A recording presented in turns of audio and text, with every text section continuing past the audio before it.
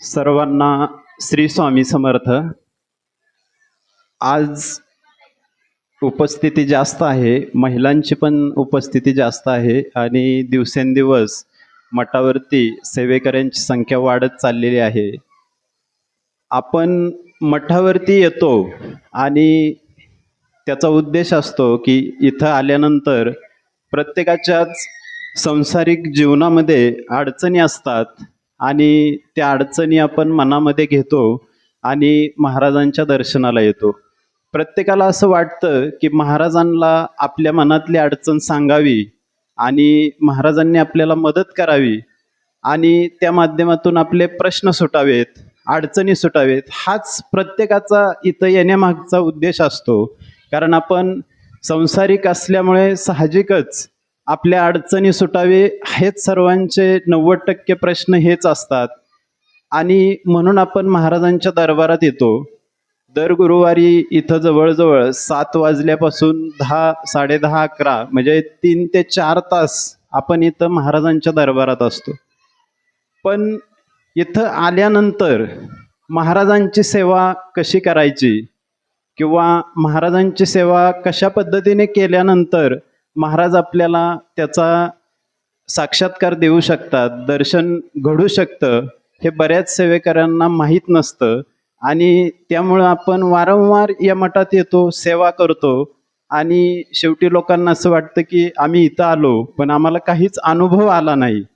तर मग ते अनुभव का येत नाहीत, त्याच्यासाठी आपल्या सेवेमध्ये काही चूक होती का हे आपण पडताळून पाहणं गरजेचं आहे.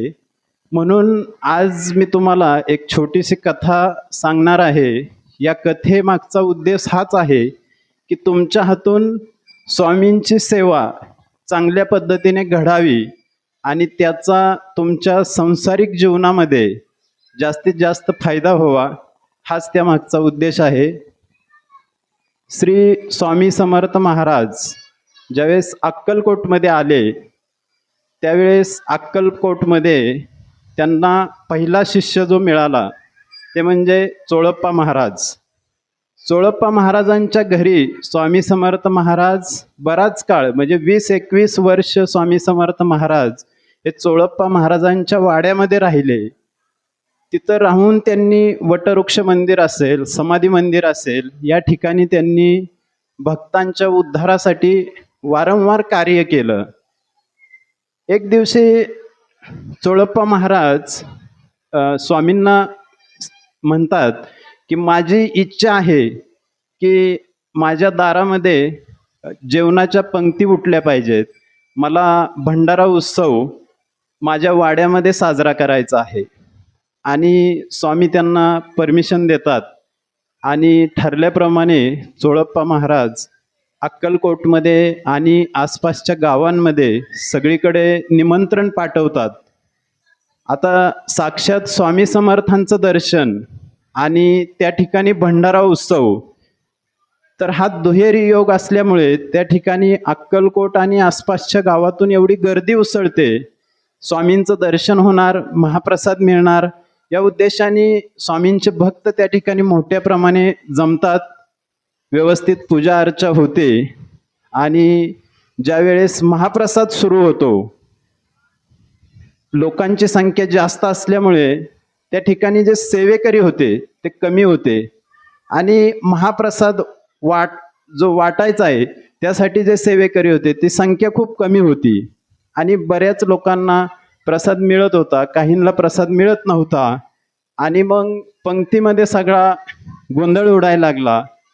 तरी सुद्धा त्या गर्दीमध्ये काही तरुण मुले होती, जाणकार सेवेकरी होते, हे सर्वजण हे सगळं बघत असतात.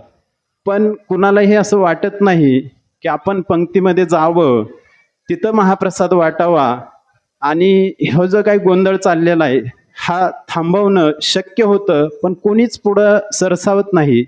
त्यांना असं वाटतं इथं जे सेवेकरी आहेत तेच हे सर्व काम करतील, आपलं हे काम नाही, आणि अशा पद्धतीचा विचार करून कोणीच पुढं जात नाही. शेवटी स्वामी समर्थ महाराज स्वतः उठतात, चोळप्पा महाराजांच्या वाड्यात जातात, एक आमटीचं पातेलं हातामध्ये घेतात, एका हातामध्ये वगराळ घेतात आणि स्वतः स्वामी समर्थ महाराज पंक्तीमध्ये आमटी वाढायला सुरुवात करतात आणि स्वामी समर्थ महाराज आमटी वाढायला लागले त्यावेळेस पंक्तीतली लोक उठून स्वामींच्या पायावरती लीन व्हायला लागली आणि त्यावेळेस जमलेले जी गर्दी होती त्या गर्दीच्या लक्षात आलं की आपली चूक झाली. स्वतः स्वामी समर्थ महाराज उठून जर महाप्रसाद वाढत असतील तर मग आपण इथं उभा राहून काय करतोय. आणि त्यावेळेस मग ते गर्दीतली लोक त्या ठिकाणी गेली. स्वामींची त्यांनी माफी मागितली की तुम्ही हा त्रास करू नका, आम्ही हे सर्व महाप्रसाद वगैरे वाटपाचं काम करतो, परंतु आपल्याला माहीत आहे स्वामींचा जो स्वभाव होता हा अत्यंत रागीट आणि एखाद्या गोष्टीचा राग आल्यानंतर ते भयंकर चिडायचे आणि त्या पद्धतीनेच स्वामी समर्थ महाराज जमलेले एवढ्या गर्दीवरती भडकले आणि त्यांनी सांगितलं की तुम्ही इथं येता दर्शनाला, मला हात जोडता, नमस्कार करता, माझ्या पायावरती दर्शन घेता, ही तुमची सेवा नाही. ह्या सेवेने मी तुम्हाला तुमच्या अडचणी सुटणार नाहीत, तर तुम्ही काय करायला पाहिजे. त्यावेळेस स्वामींनी सांगितलं की तर पंक्तीमध्ये बसलेली जी सगळी लोक आहेत, हे जे जीव आहेत, हे सगळे माझीच लेकरं आहेत. मठामध्ये येणारा कुणीही मोठा नाही, कुणीही गरीब नाही. इथं आलेला प्रत्येक माणूस हा माझा सेवेकरी आहे आणि मी त्यांच्याकडे सेवेकरी म्हणून बघतो. आणि ज्यांना भूक लागलेली आहे त्यांना जर वेळेवर आपण अन्न वाढू शकलो नाही तर यासारखं पाप आपल्या हातून घडत नाही. वेळेवर जेवण देणं हीच खरी ईश्वर सेवा आहे. ही स्वामींनी त्या ठिकाणी गर्दीमध्ये लोकांना ठणकावून सांगितलं की इथं आल्यानंतर ज्यावेळेस महिला सेवेकरी पंक्तीत बसतील, पुरुष सेवेकऱ्यांनी, आपण आठवडाभर बघा आपलं रोजचंच काम चालू आहे, पण आपण इथं आल्यानंतर पण तिकडं महाप्रसाद चालू आहे आणि इथं आपण संसारिकच गप्पा मारतो. त्यांनी आमचा बांध फोडला, त्यांनी हे केलं, शेजारीची भांडणं झाली, सोडून द्या विषय. 7 वाजता आलोय, 10 वाजता घरी जायचंय, 3 तास बसायचंय. 3 तासात महाराजांची एवढी सेवा करा, एवढी एनर्जी इथून घेऊन जावा की पुढच्या गुरुवारपर्यंत येणारं प्रत्येक काम हे तुमचं कुठल्याही अडचणीविना ते पूर्ण झालं पाहिजे.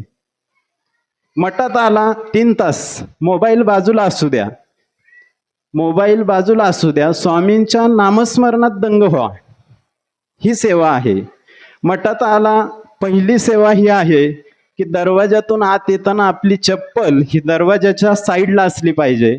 आता जर तुम्ही येऊन बघितलं, सगळ्या चपला हे दरवाजात आहेत, म्हणजे आपण चूक करतोय.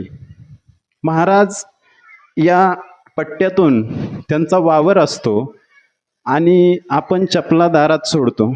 आपली चप्पल बाजूला असेल आणि दुसऱ्याची चप्पल पायरीच्या समोर असेल तर ती उचला, साईडला ठेवा, ही सेवा आहे. इथं कुठलाही कमीपणा नाही. एक 8 दिवस करून बघा, तुम्ही दुसऱ्याची चप्पल उचलून ठेवा, पुढच्या गुरुवारी तो माणूस त्याला बरोबर कळतं की आपण चुकीच्या जागेवर ठेवली होती, कुणीतरी उचलून आपली चप्पल इकडे ठेवली. ही शिस्त लागते. आणि महाराजांनी त्यावेळेस सांगितलं, ही जी सेवा हा प्रकार जो चालू झाला चोळप्पा महाराजांच्या दरबारात, हे जे काही घडलं त्याच्यानंतर प्रसाद वाढणे ही सेवा ठरली, खरकटी भांडी उचलणं ही सेवा ठरली, मठामध्ये कचरा आहे हा साफ करणं ही सेवा ठरली. आज आपण ह्या चटया हातरतो, ही चटई हातरणं इथं मठामध्ये, ही कुणाला एकाला बसायचं नाहीये. तुम्ही, आम्ही, आपण सगळे स्वामी भक्त आहे आणि आपल्यासाठीच ही सेवा आहे. जर आपण स्वच्छता ठेवली, आपण ह्या सेवेत मदत केली. तुम्ही ऑब्झर्वेशन करा, मी कधी तुम्हाला आरती घेताना दिसलो का? महाराजांची आरती घेतली म्हणजे ती सेवा घडली असं होत नाही. महाराजांची तुम्ही एक वेळ आरती घेऊ नका, एक वेळ पालखीला बी खांदा देऊ नका. मी काय सांगतो नीट ऐका. 1 महिनाभर तुम्ही 4 गुरुवार महाराजांच्या दरबारात मनापासून सेवा करा. पंक्तीत जावा, पाणी वाढा, जेवण वाढा. आणि जर महिनाभरात तुम्हाला स्वामींच्या समोर उभा आहे, जर महिनाभरात तुम्हाला जर काही साक्षात्कार नाही झाला तर मला येऊन सांगा की तुम्ही सांगितलेल्या सेवेने आम्हाला महाराजांचं दर्शन घडत नाही, मी या मठात यायचं बंद करतो. कारण एवढी खात्री आहे, स्वतः मी अनुभवलेल्या काही गोष्टी आहेत, मी तुम्हाला सांगू शकत नाही. पण महाराजांचं इथं अस्तित्व आहे. जे सेवेकरी मनापासून काम करतात, त्यांना बरेचसे अनुभव आलेले आहेत. यूट्यूबवरती तुम्ही जावा, संभव क्रिएशनला मी स्वामींच्या पुण्यतिथीचा व्हिडिओ अपलोड केलेला आहे. जवळजवळ 10-11 हजार लोकांनी तो व्हिडिओ बघितलेला आहे. तिथं जो अनुभव आलेला आहे की पालखी जड का झाली, साक्षात महाराज पालखीमध्ये बसलेले होते आणि हे मी नाही, इथं पुण्यतिथीला जी लोक हजर होती प्रत्येकाचा अनुभव तोच होता. मग आता बऱ्याच महिला मी बघतो, पालखी चालू असते आणि लेडीज आतमध्ये दर्शनाला जातात. काय उपयोग आहे मूर्तीचं दर्शन घेऊन? पादुका तर बाहेर आणल्यात, पालखीत ठेवल्यात. महाराज पादुकांच्या रूपाने पालखीत बसलेत, आपण पालखीला खांदा लावला पाहिजे, चौरी घेऊन हवा घातली पाहिजे, पुढं अब्दागिरी आहेत, ह्या सेवा आहेत. आणि आपण नेमकं हितच चुकतो की आपण आतमध्ये जाऊन दर्शन घेतो आणि महाराज पालखीत बसलेले आहेत. आणि आपली जी काही आरती आहे, सगळ्यांना हेच सांगणं आहे की यूट्यूबवरती आपण ही आरती लाईव्ह करतो आणि यूट्यूबवरती हजारो लोक हे आरती बघत असतात. आणि त्यावेळेस माझी एकच अपेक्षा आहे की सर्वांना असं वाटलं पाहिजे की इच्छापूर्ती अक्कलकोट मठामध्ये जी सेवेकऱ्यांना शिस्त आहे, ज्या पद्धतीने इथं पालखी सोहळा होतो, ज्या पद्धतीने इथं लोक आरतीला उत्साहामध्ये, आज ह्या भजनी मंडळांचं कौतुकच केलं पाहिजे. त्यांनी ज्या पद्धतीने आज तबला आणि हे सगळं, हे वनपुरी गावचं हे उदाचीवाडी आणि वनपुरी भजनी मंडळ, आपण हळूहळू ती सुधारणा करतोय की ही आरती अजून कशी जोशामध्ये करता येईल आणि त्या माध्यमातून लोकांचे प्रश्न सुटावेत, लोकांच्या अडचणी सुटाव्यात. म्हणून अपेक्षा आहे की ज्यावेळेस महाप्रसाद चालू होईल, पुरुषांनी न सांगता तिकडं जी जमल ती सेवा करा. मीठ वाढा, पाणी वाढा. बरेच मागच्या गुरुवारी बराचसा गोंधळ झाला, बऱ्याच सेवेकऱ्यांकडं प्रसाद पुरत नव्हता. शेवटी अन्न शिल्लक राहतं आणि वाया जातं, त्यापेक्षा त्यांना पोटभर खाऊ द्या. फक्त मदतीची अपेक्षा आहे आणि ती सेवा म्हणून करा. मी इथं ह्या मठात आहे, मला काही संजय दादांनी बोलवलेलं नाहीये.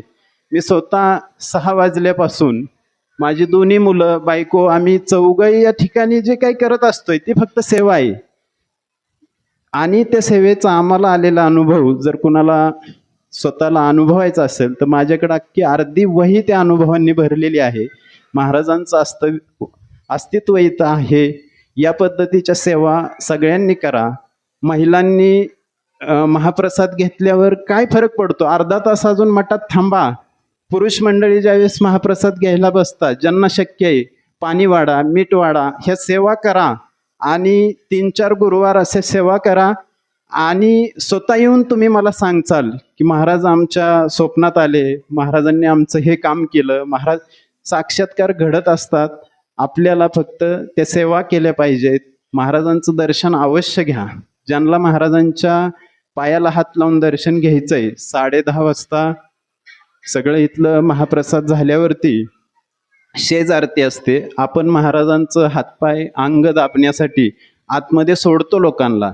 तर त्यावेळेस जे जे उपस्थित असतील त्यांना ती सेवा मिळते. आता गर्दी वाढते. आपण जर इतर वेळेस ते उघडं ठेवलं तर आतमध्ये सगळी पूजा अस्ताव्यस्त होती, पावित्र्य राहत नाही. आणि म्हणून आपण ती लांबून दर्शनाची सुविधा केलेली आहे.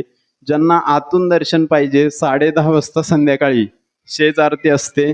त्यावेळेस तुम्हाला महाराजांचं डोकं असेल, खांदे असतील, पाय असतील, हे दाबले जातात शेज आरतीमध्ये.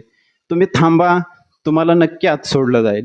आणि या पद्धतीने चपला व्यवस्थित ठेवणं, मठामध्ये कचरा न होऊन देणं, महाप्रसाद घेतल्यावर आपली पंतरवाळी, ग्लास, हे सगळं कचरा कुंडीत गेलं पाहिजे. आणि महाप्रसाद वाढणं यासारख्या सेवा करून बघा. महाराज तुमच्या मनातील सर्व अडचणी 100% सोडवणार. ते ब्रह्मांड नायक आहेत, अंतर्यामी आहेत. तुम्हाला सांगायची गरज नाही तुमच्या अडचण काय, फक्त सेवा करा, आपोआप अडचणी सुटतील. एवढंच आजच्या मार्गदर्शनातून मला सांगायचं होतं. याचा कुणीही निगेटिव्ह अर्थ घेऊ नका. ह्या फक्त सेवा आहेत आणि सेवा तुमच्या हातून घडाव्यात म्हणून मी सांगितलंय. नाहीतर तुम्ही म्हणसान की आम्हाला हे काही नवीन सांगायला लागलेत, परंतु ह्या सेवा आहेत. कुठेही जावा, कुठल्याही केंद्रात जावा, तुम्हाला ह्या सेवा बघायला भेटतील आणि ज्यांनी ह्या सेवा केल्या त्यांना अनुभव पण येणार. एवढंच सांगायचं होतं. श्री स्वामी समर्थ. झालेली सेवा स्वामींच्या चरणी अर्पण करतो. धन्यवाद. श्री स्वामी समर्थ. सोनवणे दादांनी खूप सुंदर असं मार्गदर्शन केलं.